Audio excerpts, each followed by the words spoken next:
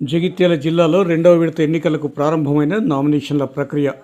మొదటి రోజు సర్పంచ్ స్థానాలకు 171, వార్డు మెంబర్ స్థానాలకు 238 నామినేషన్లు దాఖలు.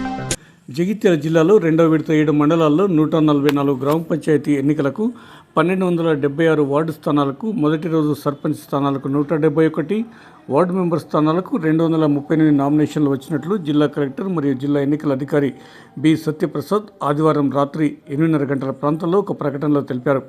బీర్పూర్ మండలంలోని గ్రామ పంచాయతీల సర్పంచుల స్థానాలకు 17, జగిత్యాల మండలంలో 9, జగిత్యాల రూరల్ మండలంలో 36, కొడిమ్యాల మండలంలో 33, మల్యాల మండలంలో 19, రాయకల్ మండలంలో 39, అలాగే సారంగపూర్ మండలంలో 18 నామినేషన్లు దాఖలయ్యాయి.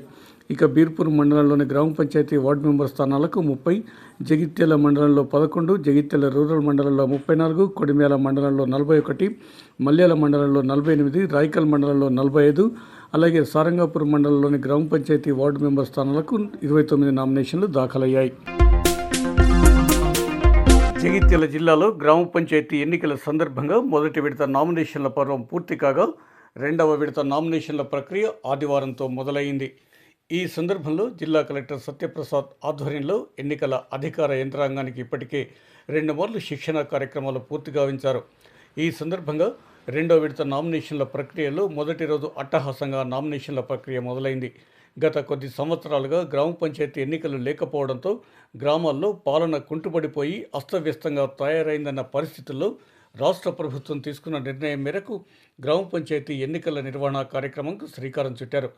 ఈ నేపథ్యంలో జిల్లా ఎన్నికల అధికారి, జిల్లా కలెక్టర్ సత్యప్రసాద్, జిల్లాలో అదనపు కలెక్టర్లు శ్రీమతి బిఎస్ లత, రాజాగౌడ్లతో కలిసి యంత్రాంగాన్ని ఎప్పటికప్పుడు అప్రమత్తం చేస్తూ జిల్లా కేంద్రంలోని కలెక్టరేట్లో ఎన్నికల సహాయ కేంద్రంతో పాటు ఎంసీసీ ఎన్నికల ప్రవర్తన నియమావళి మరియు MCMC media certification and monitoring committee కేంద్రాలను ఏర్పాటు చేసి ఎన్నికల నిర్వహణ సజావుగా సాగేందుకు అవసరమైన అన్ని చర్యలు చేపట్టారు.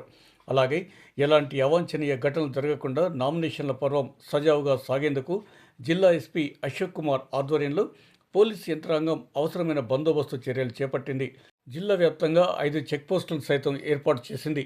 మొత్తానికి గ్రామ పంచాయతీ ఎన్నికల సౌరంభం మొదలవడంతో గ్రామాల్లో కోలాహలంగా సందడిగా కనిపిస్తూ యువకులు గ్రామ పంచాయతీ ఎన్నికలపై దృష్టి సారించారు.